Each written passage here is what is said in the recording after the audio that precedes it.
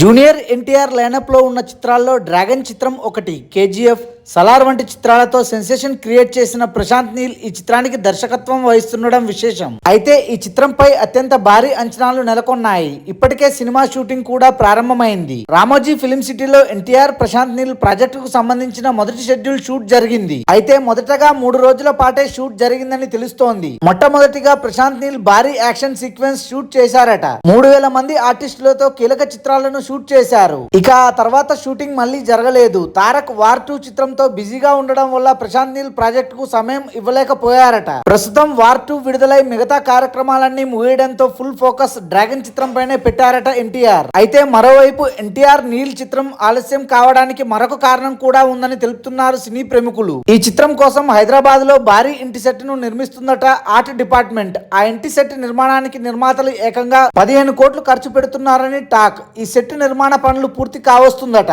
ఇక సెప్టెంబర్ మొదటి వారంలో లేదంటే రెండో వారంలో ఎట్టి పరిస్థితుల్లో రెగ్యులర్ షూటింగ్ పునఃప్రారంభం కానుందని తెలుస్తోంది. Thanks for watching this video. For more interesting videos please do subscribe.